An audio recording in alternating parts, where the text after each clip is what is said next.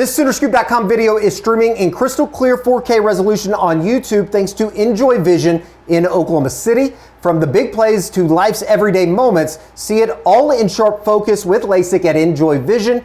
Enjoy Vision. This is where Sooner Scoop LASIK. Hello and welcome back. Eddie Radosevich, George Stoya here from the SoonerScoop.com studios on historic Campus Corner. A dark day here after the Game 1 loss in the NBA Finals on Thursday night. What game? Yeah, exactly. We won't be grandstanding or gloating, but confident, strangely confident, which I don't know if that's a good or a bad thing. Speak for yourself. Well, that's fair. We will be joined by Josh McCuistion here in a second, wrapping up everything from the day number 2 at Brent Venables football camp here in Norman. All of it went down on Thursday, the AM session, the PM session. We'll get into, we got a lengthy list of guys to get into, a number of Oklahoma targets as well as Oklahoma offers, some little brothers of current players, Michael Bogganowski, which, by the way, we'll talk about it maybe at the beginning of next week. He looks fantastic right now. Looks awesome. Absolutely. All right, before we get to Josh, let us tell you about our good friends over at Rhoback, RHOBACK.com. Rhoback Activewear, only way to describe Rhoback, best fit, best feel. For those who aren't familiar with Rhoback, they are completely changing the game with their incredibly comfortable activewear. It was good to have that out there yesterday. I was going to say last week, but yesterday, Thursday, out at Brent Venables football camp as the weather gets warmer, I would say. Yeah, we I was got wearing lucky, Rhoback yesterday. The PM session was a little bit cooler than the earlier session. Yeah, those storms are rolling in. The storms, definitely. All you got to do is go to Rhoback.com, use the promo code Sooner20 for 20% off if you are so inclined. It's the best way to live right now, though, wearing the Rhoback. Special thanks to them as they've been with us all season. And now we welcome in the great Josh McCuistion, all the way back in Houston HQ after a day trip to Norman, Oklahoma on Thursday. Welcome in, Josh. Guys, getting really familiar with all the terminals at IAH and Oklahoma, between Oklahoma City. So yeah, it's getting to be I wouldn't say smooth traveling because almost everything has gone wrong for me over the last few weeks. But so I am actually back in Houston, and I think functioning at like 80%. I'm almost there. Okay. Well, that's better than probably what George and I are combined right now. So we'll fight through this. A lot of guys to get into, though. Day 2 at Brent Venables football camp on Thursday. That was a pretty damn good group when you combined everybody together. Maybe a little bit lighter on the morning session, but certainly when you look at the afternoon session with all the skill guys, no better place to start than 2027 quarterback Peyton Houston, who has become rather familiar with Norman, Oklahoma. I think this was like his 5th, 6th, 7th unofficial trip down to or up to Norman from Louisiana. Evangel Christian, and kind of continued on with what he did a year ago, Josh, at camp, was just kind of ball out. Yeah, and Peyton is a guy I went and saw during the season. Had a really strong game, I think 4 or 5 touchdowns and 300 and something yards passing the night I was there. But in this, I thought you saw real growth here. Just watching him throw consistently. And again, some of this stuff you're seeing here, I didn't get to watch a lot of this. I was kind of outside watching some of the receivers and DB group, and I felt pretty comfortable with Peyton. I kind of watch it now and think, man, I should have watched more. He's grown. I thought this was a clear step forward. I mean, I saw him just a couple of months ago at the Under Armour event in Dallas, and I thought even since then he looked cleaner. So I don't know if, he's just kind of, I wouldn't say getting more confident, because Peyton's always been a guy that clearly believed in himself. But you just look at his accuracy and his timing on some of this stuff, and I know he's throwing on air, but so is everybody else, and it doesn't look like this. Josh, I remember he came to camp last year, I think maybe one time. I can't remember if it was multiple times, but for him to come back to camp this year, I know that he's being recruited by a lot of big schools, but you would assume that's a positive sign. I'm sure he's camping elsewhere too, but a positive sign in his recruitment by OU. Yeah, I don't think there's any question. I think there's a feeling talking to some people that OU's in really strong shape here. I think if he was announcing today, it would probably be Oklahoma. Now, what I think is he's kind of in that perfect zone where these 2026 kids kind of have to decide where they feel, what they feel about Oklahoma, where they think OU's at. He has the time to sit back and be like, let's see what 2025 looks like. And if Ben Arbuckle gets that offense rolling and John Mateer's playing good ball and the team itself starts to find more success, then hey, okay, we're ready to kind of go ahead and make a move, but he doesn't have to rush into anything. There's no clear priority of this has to happen right now.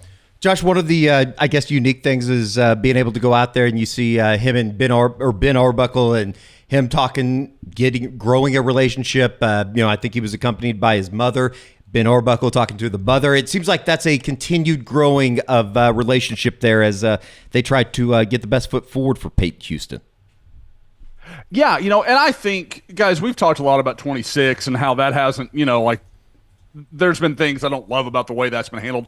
I think 2027 is a clear sign of how Ben Arbuckle wants things to go, how he wants to handle recruiting in a perfect world, because he got in early enough with Peyton Houston, and obviously Oklahoma already had a relationship. George was just talking about him camping last summer, and obviously I went to see him long before Ben Arbuckle was hired.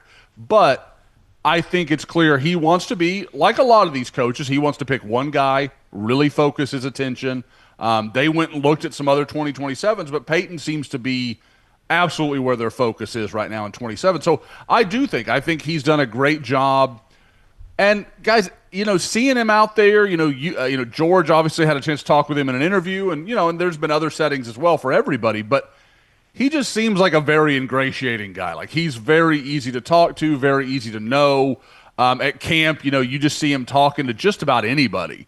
And so I think that carries over to players when he kind of has just a down-to-earth quality that I think a lot of guys are going to relate to. Peyton Houston, the number 8th ranked quarterback in the 2027 class. So certainly one of the more national names that's going to be on the scene. Moving along, I thought that this next guy had a really good day, and a guy that I wasn't familiar with, but I know that we were super interested in talking or watching when we were out there with some of the defensive back group. Jaden Fields out of Hutto, Texas, 6'1", 170, 2027.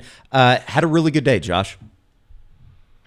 Yeah, guys, unlike Peyton Houston, he is a guy that I didn't know a ton about, and I really, just watching him do drills,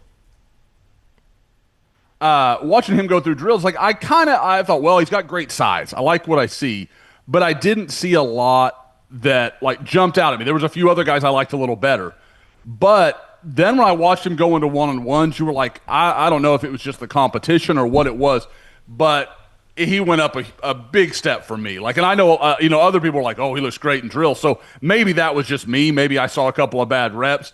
But in one-on-ones, I was like, this kid's getting offered. Like, there was no question to me. I thought he looked outstanding. Several moments where a lot of people like to use the cliche of like, oh, he ran the route better than receiver. No, he was literally beating the receivers to spots. Like, he was in front of it. He knew what they were trying to do, and he would just jump in front of the route and picked off several balls that way. And again, he's one of those guys where I probably saw him do, 8 one-on-ones in the day, but the first 3 or 4, you're like, this kid's getting an offer. Like, there was just not a lot of doubt about it. Thought it was really interesting, and I think that Georgia and I are probably going in the same direction. He's listed as a wide receiver on the On3 database. Profile. Was this a situation where he's a wide receiver and they said, hey, why don't you come work out at defensive back, or is that something that everybody's looking at it as a defensive back?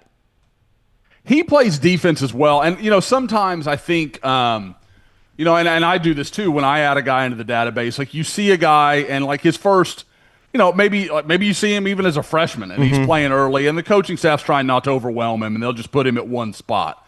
Well, then by the time he's in the database, he's already been pegged as a receiver, and guys, to my knowledge, he didn't take a single rep at wide receiver yesterday. Right. So I think that's clear, and I think if he thought that's where he most belonged, he probably would have, because we've seen lots of guys through the years do that. Like, okay, I'm going to go over now and I'm going to play some receiver. But yeah, like, looky here. I mean, like, I'm channeling my inner Skip Johnson. Looky here, where he just jumps in front of this, gets that long arm in front of the ball, breaks. I mean, that's like, is he a little grabby with the backhand? Yeah. But like, do we see stuff like that in the SEC not get called all the time? Absolutely. So again, there's a lot there. You see him high-fiving Taylor Redd and several staff members. So again, this is, I think he's a safety.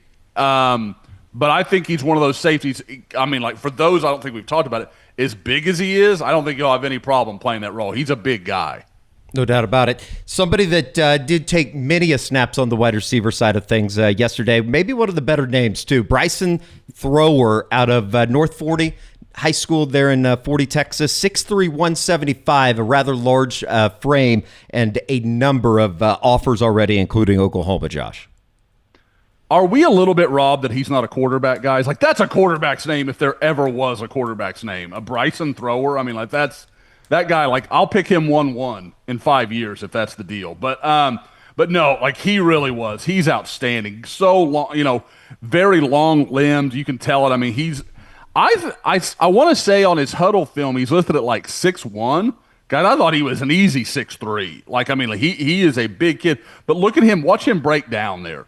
Like, that's the stuff that separates, like, oh, this kid's a good high school player and he's kind of awkward and we'll see if he grows into his body, into, oh, that guy's going to be a top 100 player in the country type of talent. Like, guys don't move like that. Like that, those are very rare receivers that are that big and that long that can shut it down and change direction in that way. Was he the one that went up and got the one-handed catch? I don't know if we have. I don't know if I was out there for that, or maybe it was a different guy. But I do remember watching him, and he was just burning dudes, and he was high pointing the ball on a lot of them, which is one thing that you don't always see on some of these guys, because a lot of times these balls are underthrown unless it's Peyton Houston. It's really hard to get a good connection between a quarterback and a wide receiver usually at these camps, just because obviously they have no chemistry unless they played high school ball together, and sometimes there's usually timing's hard, and there's usually also like 1, 2, maybe 3 on a really good day, good quarterbacks. No doubt about it. They certainly had a good quarterback. I don't know if him and Peyton Houston, I don't know if they were on the same page yesterday, though.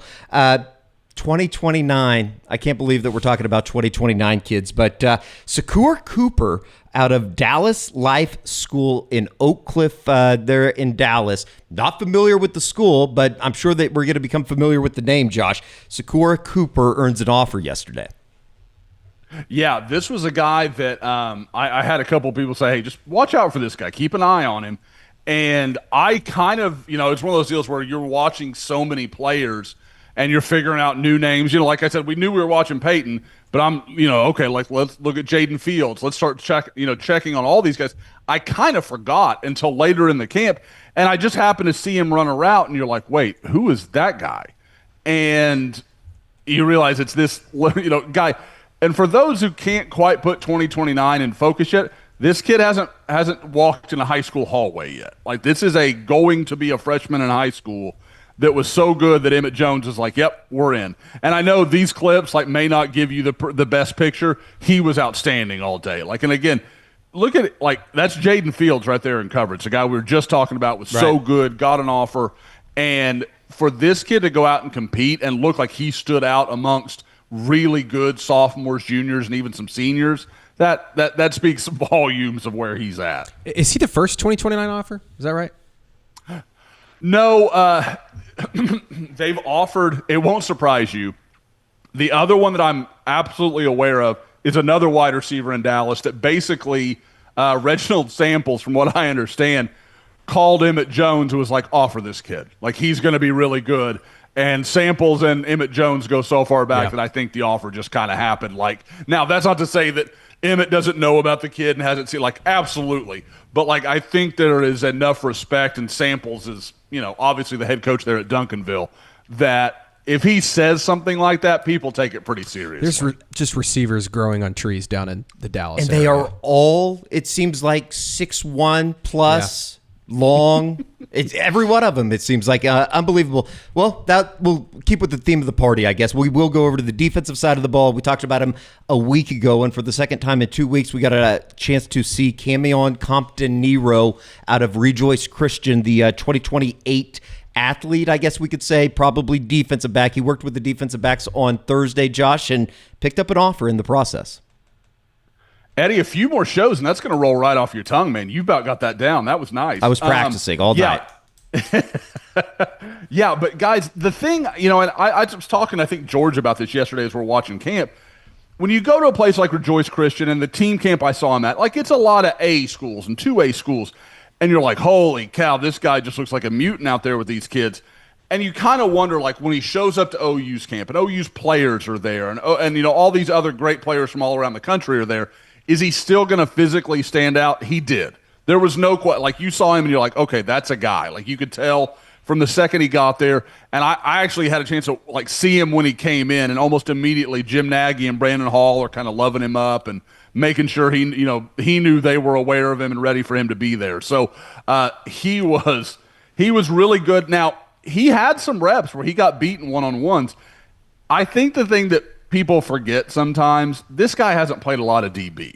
Like, he is a good athlete. He's played a lot of quarterback. He's played some receiver, kind of like skill athlete. He plays a ton of basketball. So this isn't a guy that has had all this DB training and worked with all these guys like we sometimes see where a guy shows up and he's just so well-versed because he's been working at it since he was in 7th grade.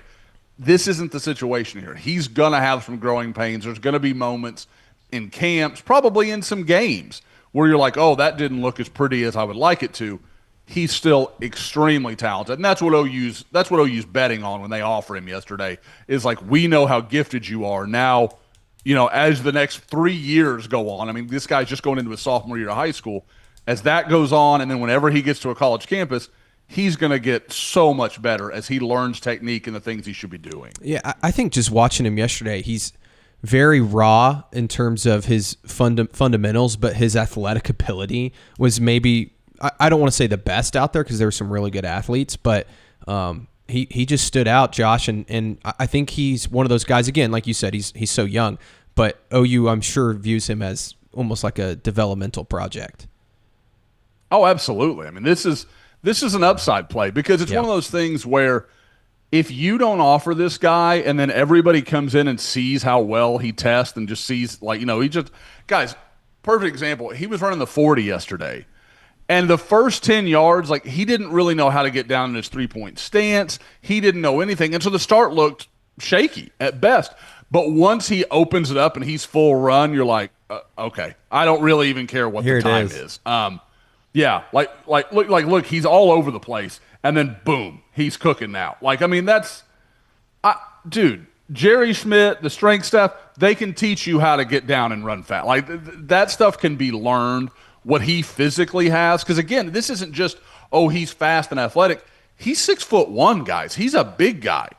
And the thing that, just real quick, because I know we've got a ton to go over, so I don't want to, people are going to see us move through some of this. I do want to say, talking to him yesterday, I was surprised because I asked him, I said, what are you going to work at? And he said safety. And I think that's probably ultimately his best position because he's going to grow so much. But I like that he's aware enough to realize, like, okay, like maybe corner's a little more glamorous or whatever. Or, like I said, he plays quarterback in high school, but he's aware enough to realize safety is probably my ultimate future. We kind of thought that maybe the defensive back group was probably the best group out of the entire day. Not very far behind it was the linebacker group, and I spent quite a bit of time with them in the afternoon session. Let's start with 2028 Missouri City Ridge Point, a school that Oklahoma's been at, it seems like, multiple times over the last 5 years, 6 years. But Braden Bonick ends up earning a offer. I don't think that he ended up going through any of the one-on-one stuff on Thursday. Looked like he was nursing a little bit of a quad injury, but he did look very impressive when they were going through the individual drills. Yeah, and Eddie, I talked about this with you a little bit. Like, this is a guy that coming in, like, OU has made it pretty clear they were very interested. They wanted a good long look at him, and he's a guy that it took me a little. I kept thinking, like, I know this guy, and I couldn't place him, and then finally it was like, okay, yeah, that's who that is. But, yeah, like, you watch him in drills. Like, Ridge Point's a really good program in the Houston area. You can see how well coached he is. I thought Nate Dreiling clearly spent some time with him, kind of really, like, I don't even know how well Dreiling knew him coming in. Like, I mean, like, because obviously he's new. He's still kind of figuring out the 26 situation, much less like, okay, I'm ahead of things in 27. So I think there was a familiarity, but he didn't really know the kid. But as the camp wore on, you could see it, like, right here, like, working, like, okay, do this with your hands. Because he's trying to get him to keep that inside arm real tight as he kind of moves through on that so that the lineman can't get through to him. So there's a lot of stuff they're working on. And it was clear that, like, the more he watched him, the more he liked him. And I thought the offer was probably imminent just because even in the one-on-ones, like, he's athletic enough that he was going to be fine in that setting. Josh, I think we have some more linebackers to get to, but I just wanted to, I know you and I were talking a little bit about there. What were your impressions of Nate Dreiling and also just kind of maybe the talent he's identified too in recruiting? I love what they're doing in recruiting. Like I see fans are like, oh, these guys are 3 stars, and they're not. Man, I like what I see on tape. Like even the kid they lost last week, the Ben Winslow kid that picked Wisconsin, I like him a lot on tape. I think he's going to be a really good player. And I mean, guys, let's run down the list of all the Wisconsin linebackers that nobody wanted went on to be All-Americans at Wisconsin. Like that's just something they do up there. So I love that he's turning, kind of leaving no stone unturned. But as far as him, that was my first chance to really watch him.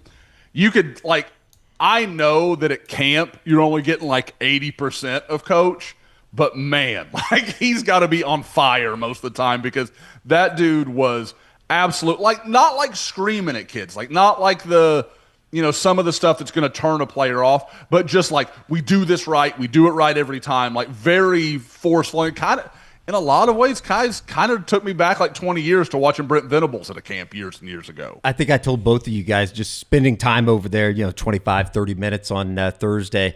They haven't even played a game yet. He hasn't coached in a game yet, obviously, but I think the linebacker unit's going to be all right. And just looking at a couple guys that were standing around him, whether it be Samuel Mosigo or Marcus James. Marcus James. We might have to do an entire show of just this guy looks excellent that we saw out at camp.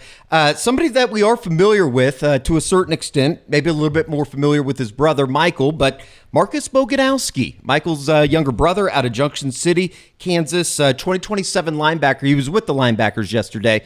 Not too much smaller than Michael is, and Michael has gotten quite massive here over the last 6 months since it feels like we've seen him since the end of the season. But what did you think of Marcus Bogganowski yesterday?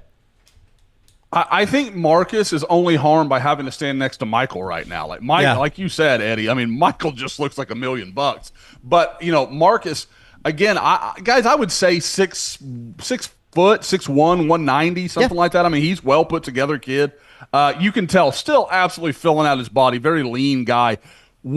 And you guys could speak to that a little better than I could because you saw Mike up close as a senior. Now, Marcus is just going to be a junior, so it's a little different. But, I remember thinking Mike, oh, he's got a lot of weight, like mass he could still add to his frame. He wasn't like a guy that was supersized in high school. He's big, but he was just like a big kid. And so it's kind of what I see with Marcus, too. He's going to get a lot bigger as time goes on. But, look at him. That is far from ideal coverage. That's not the way Nate Dreiling draws that up for him. But all I want to see in stuff like this is athleticism. There's the Bogganowski family right there. So you can tell that Mike's, he is about, probably somewhere in between of where Mike was and where Marcus is now. Yeah. Is where Mike was when we saw him a year ago at Junction City. He looked almost, I wouldn't say small, but you're like, oh, his body needs to fill out. And you're seeing him there. He looks awesome. But then you look at his dad and you think, oh, Marcus probably still has 2 or 3 more inches left to grow. And also he could probably carry about 30, 40 more pounds on him. I think that he might end up being, I don't know this, but he might end up being bigger than Michael. I don't know. Doubt. Well, we'll see. Yeah. But Mike certainly does look good. The athleticism is there, though, for 100%. Marcus. You can just see the way he moves. This is going to be a big year for him, I'm sure, going into his junior year in terms of his recruitment. I know his dad was telling us, too, that he's going to a lot of camps across really the country. Yeah, they are piling up the miles. What were you going to say, Josh? I was just very quickly. I knew Eddie had a real affinity for Mike Sr., and I couldn't quite figure out why. And then I see the man basically in head-to-toe in Cubs gear, and it all kind of made sense. Yeah, you should see our DMs when the Cubs are losing. It's not good. It's not pretty. But, misery loves company type of deal. Not a whole lot of 2026 kids out there on Thursday, but one was, and he was working with the linebacker group. Forgive me. I have no idea how to pronounce this name. Indietta? Indietta? Indietta? Out of Argyle Liberty Christian High School. Yeah, teammates of Oklahoma's 2027 offer. Cooper Whitten plays for Jason Whitten there at Liberty Christian, for those who aren't familiar with that program. Actually is a transfer in, didn't play there last year. What I thought was interesting about him, and I really liked him, he was a kid that he was a little late getting to camp, and so he didn't really get to go through stuff. He just kind of walked out and started going through drills. really, I mean, you can see it right here. Well put together kid, good lower base. But what I liked is I kind of asked him, what, because I didn't know much about him, and he was just kind of filling me in. His brother actually was an OU recruit a couple of years ago, Enow, that's now at Michigan, big defensive lineman that OU looked at. So, but what is interesting here is his tape is almost exclusively with him playing at like defensive end or as a stand-up outside linebacker. And he goes, I just came to camp and I wanted to show him I could drop in coverage. Like I wanted to let them see it. And he's a really interesting guy. I kind of wonder being a 2026 and Oklahoma's linebacker situation looking pretty good. I actually wrote a scoop up with all the commitment predictions in it. I think Oklahoma's linebackers are going to work out just fine. But if somebody fell through, if something goes differently than what I expect, it wouldn't shock me at all if they gave him a look. I think he's really interesting. I was just about to ask, Josh, you kind of answered my own question if I know you feel confident about some of these guys they're recruiting a linebacker, but if for some reason they were to miss out, it seems, would this guy be the next guy up?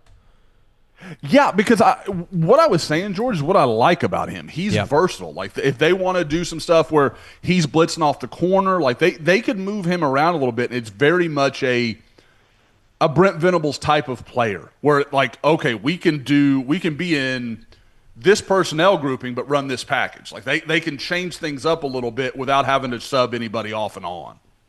One more linebacker to get through. We talked about him last week when you were on the spring tour at Union High School.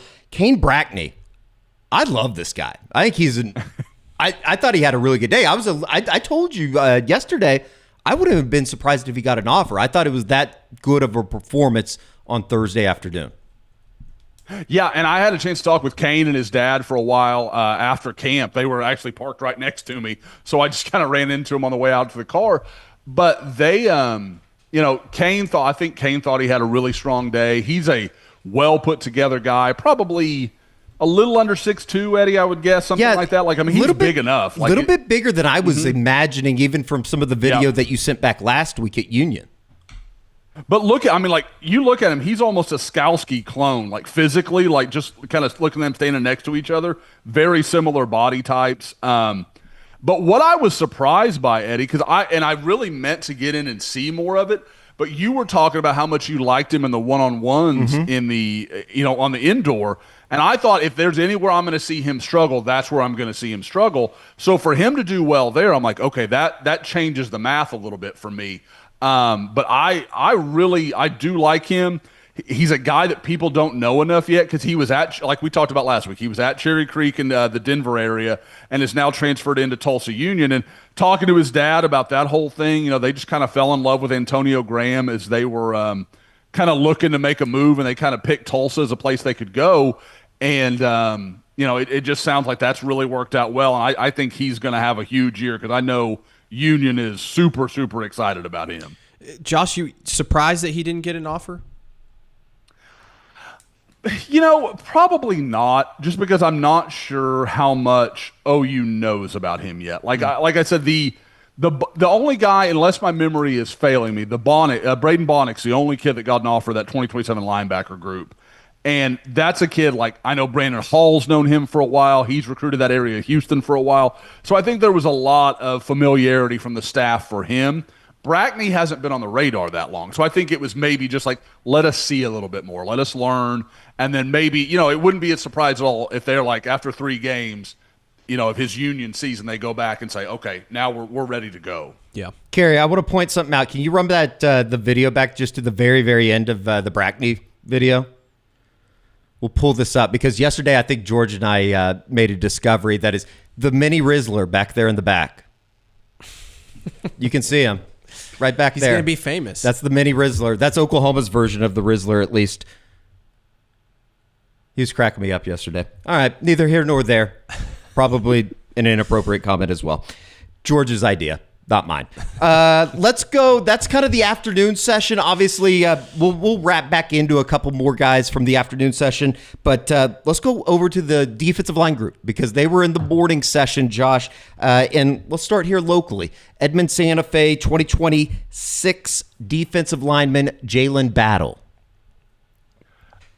Jaylen Battle is the perfect example of why, like, people people will get upset. Like they hear a report like, oh, Josh, this guy's telling this place he's not going to camp or he's not going to take an official visit. And I'm like, let me check. And I check everything. And I usually check it 2 or 3 times because you cannot rely on these kids until like the day of.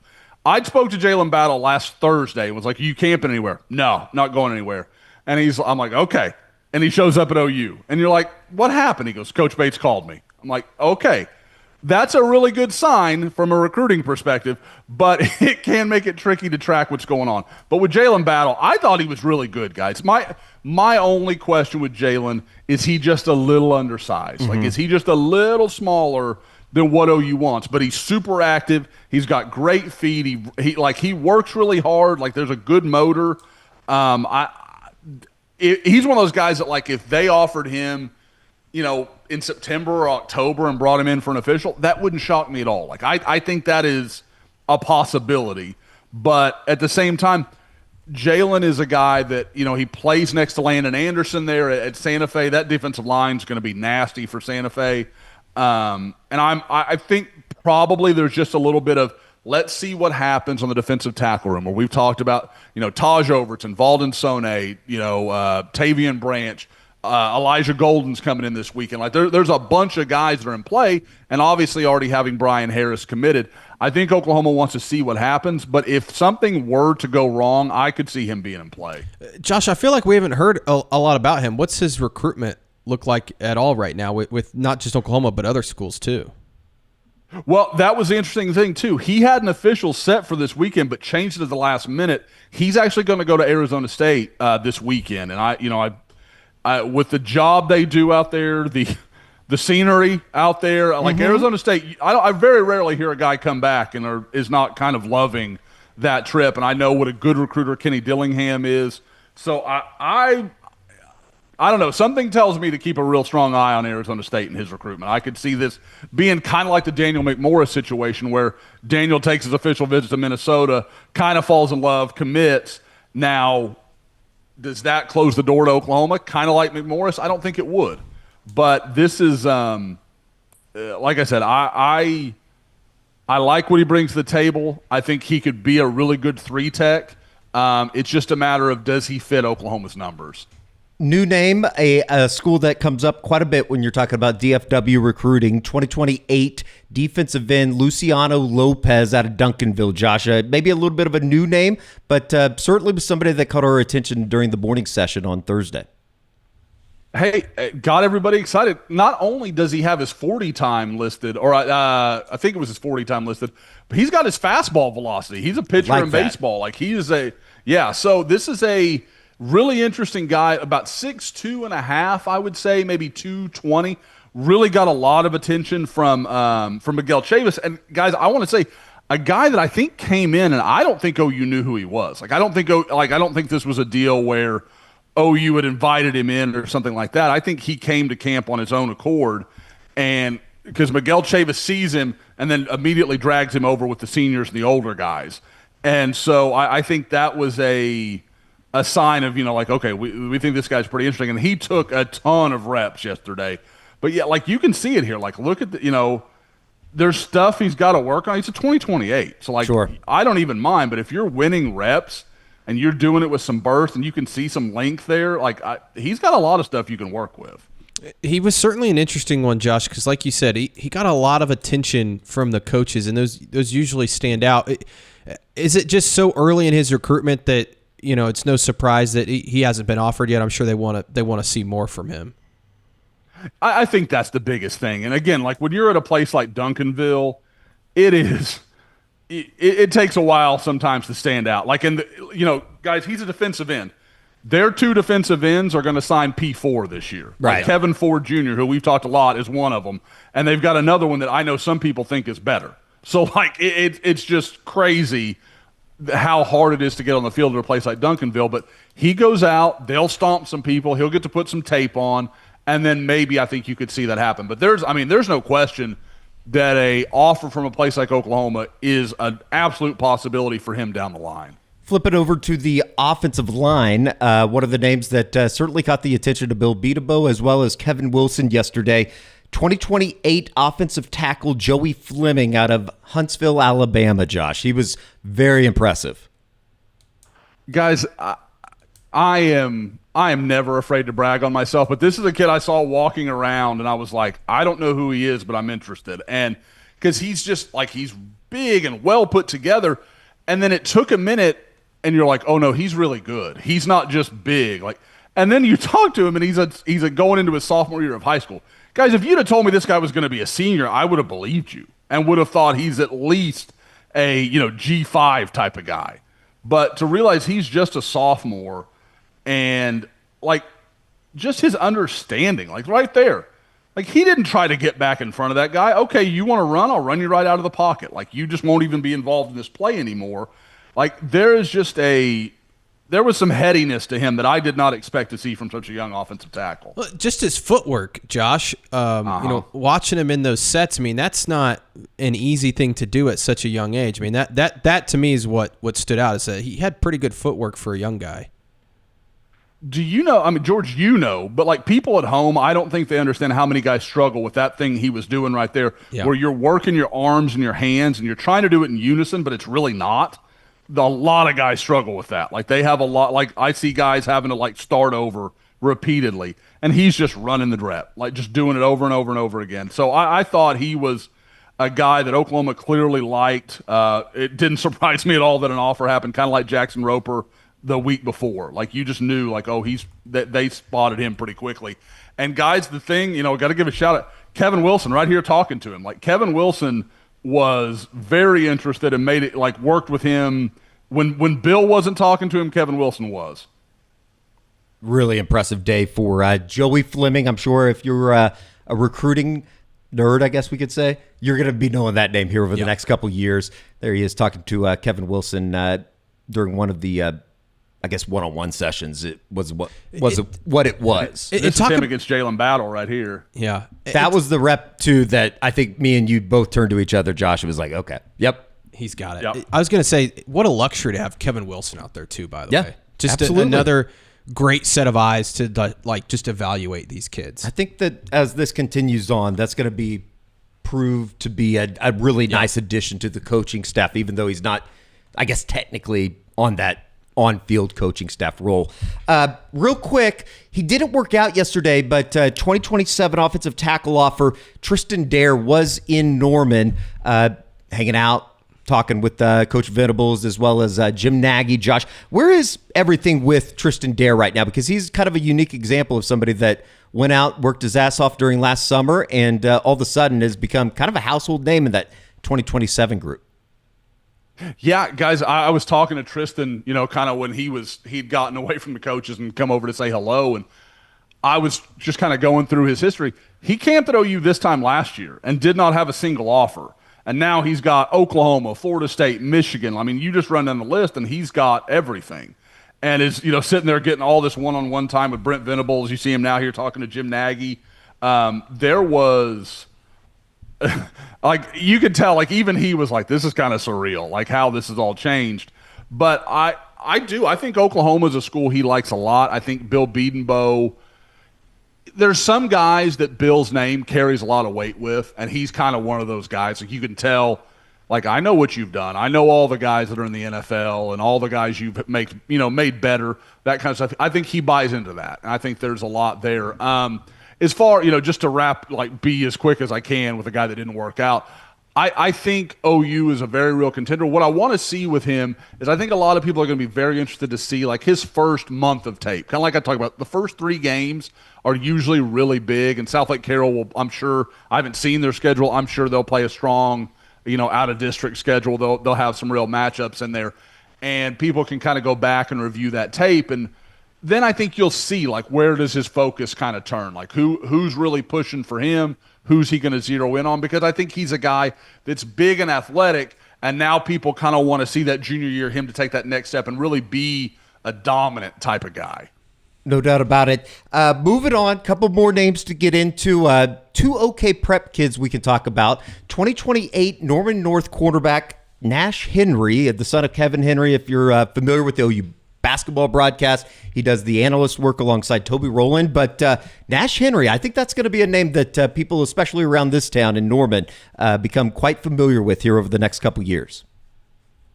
Nash is a guy I've been familiar with because, I mean, to his credit, he is one of the best players on social media. Like, he will never miss a chance to tag you. Like, if he's going somewhere, you'll never not know about it. Like, and some people that drives crazy. I love it. It helps me keep track. Sure. So, he is – but I will say to what he did yesterday, I thought he made the best throw I saw all day.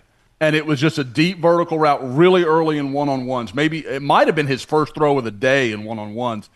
And, I mean, guys, his receiver is full sprint, full stride, and he hits him beautifully over the shoulder. I don't care. You name the guy, like Darrell Revis in his prime isn't breaking up that pass. Like, it's perfect. And you're just like, okay. Like, I don't know if you can do that over and over again, but I know I've seen it once, so now I'm interested. And so, again, I really liked what I saw. Came in, he told me he measured it at 6'3", 190. So, I mean, good physical traits for a quarterback. And, talked a little bit to his dad. And he was talking about, I don't mess with him. I send him out here and he does his thing. I was hoping maybe we had it, but it was real early. I don't think everybody had set up yet to shoot video. But I'm intrigued by Nash Henry. I'm very interested to see what he does this year at Norman North. Back over to the linebacker core yesterday, a guy that you had mentioned, I believe, on last week's show and talking about wanting to see him out of Poto High School, Ryder Wedell, certainly kind of stuck with that group of a really good linebacker core. Yeah, they had a nice group in there. You're right. Like, as we go over, Eddie, I'm like, that group was, I don't know if it was quite as like front loaded as the DBs were, but a really deep, good group of linebackers. Ryder Wedell, I mean, I think he's listed at 6'4", 220. If he's not 6'4", he's real close. I mean, this is a guy that being down in Poto, you're like, well, maybe he's getting a little bit of hype. No, man, he's a big guy and he can move his feet. I thought he looked active in some of the coverage drills and some of that kind of stuff. So I remain very interested in what Ryder Wedell can do. I'll just add to that real quick, too. I noticed, and I pointed it out to Josh, but during one of the breaks, I mean, Nate Dreiling was having a pretty good discussion with him, lengthy discussion, kind of asking him about, himself and, where he's from and, sure, and his background and stuff, which is usually a sign, again, that, Oklahoma's probably pretty interested there. All right, last but not least, Josh, we'll get all the way down to the bottom of this list. A pair of teammates, one, the tight end did not work out, but he worked out maybe a little bit in the morning. I know they had a little bit of a scheduling conflict, but we're talking about Titan McNeil and his linebacker teammate. Again, forgive me. Let's go. You can do this. Liufa Lumoli? I don't know. That's my best. Yeah, that's my best attempt. Probably not even close. Yeah, probably not. Well, not even probably. Way to support there, George. It's not even close. But both teammates out of Samish. Is it Samish? How do you say that? Samash? Samamish. Mm-hmm. I've never been to the state of Washington, so I get a little bit of a reprieve there. But Eastside Catholic High School. How about that? Yeah, if I'm not mistaken, I'm going a little bit off memory here. Same high school that produced JTT, Tumialoau, that was just at Ohio State. So, second round. Oh, pick. The kid that tore it up in the playoffs. Yeah, absolutely. So this is good program, has some track record, and again, like I thought with Titan. I mean, Titan's picked up a ton of offers. He's just a 2028 guy, like 6'5", 210, very much. This is the linebacker, the Liafu Lumuli. Yeah, we're going to go with that as close as we can get it. Which sounds good. I think if we all make enough guesses, like one of us will get it right. So we'll just keep moving with it. But, I think there was clear interest. Obviously Oklahoma offered both of them. Titan McNeil, big athletic tight end. And then Lumoli, God, I'm just going to butcher it. But I thought what little I did get to see, because he worked out a little bit on the indoor, kind of as you're seeing here. This was kind of the end of everything. I thought he looked good changing directions. He showed some good burst. You didn't get to see him go through a full workout. It was really, like Eddie said, they were going up, I believe, to Nebraska for an afternoon workout up there to try and collect some offers. They're trying to kind of get out and see everybody. I'm sure being from Washington, there's not a lot of places that are a day's drive, so they really got to kind of coordinate. And again, Oklahoma liked it enough to offer. And guys, let's be honest, that's a place where Oklahoma's had some success. Josiah Wagner, Heath Ozida is still in Norman, obviously. So they've shown they can recruit up there. It's just a matter of, will these guys be, next in line, or we'll have to kind of wait and see. And he's 27, right? We said that. The tight end, the linebacker Titan is 27. 27. The tight end is 28. Okay. Just clarifying. Very good. All right, that was a lengthy list. Certainly a number of good day at camp. Really talented guys. Yeah. That leads us into the weekend, Josh. A lot of official visits coming up this weekend. Bo Bentley, obviously, one of those. Just kind of your thoughts heading into the weekend. I know we'll recap everything come Monday on the recruiting report. Yeah, I think this weekend, guys, there's not a lot of visit weekends where I say, I'm thinking multiple commitments could come in, because that's just not really how Brent Venables and staff operate. Sure. It's very low pressure. Guys, if you told me, if you gave me an over-under of 2, I could probably argue over. I think that's possible. And again, for those who are not yet subscribers, go over, get signed up on the Scoop. I've got a thing where I literally broke down in order every player and the likelihood of commitment, from worst to first. The guy that I think is most likely to commit, and we kind of talked about that. And I just think there are several guys that I think Oklahoma has kind of said, hey, man, we want you here. We only have so many spots. If you want in, we need you to kind of jump on board. And I think there's a few guys that are giving that very real consideration. Any chance we get a quarterback decision in the next week? I would think in the next week you're probably I think that is the midway point. To me, I think if it's not done, I don't know, in the next 10 days, I'd be pretty surprised. I think that's really what you're looking at, because, again, I think whatever Bo Bentley's going to do, I'll bet you money he shows up at a college campus on June 20th, and he's going to be wearing that school's colors. I think that's probably what both schools are thinking about, is getting him back on campus and being around some of the other guys. And what I'm sure, we know is Champ U barbecue for OU. I've got no doubt it's a big weekend for LSU as well. All right. Finally, maybe just getting to the end of the tunnel that has been the 2026 OU quarterback drama. So, all right, Brent Venables camp, they start back up next week, a week from, or I guess on Thursday. That'd be the June 12th and 13th. And we will be there for day 3 and day 4 camps. So for George Stoya, Josh McCuistion, I'm Eddie Radosevich. We'll see you back here on the SoonerScoop.com YouTube channel.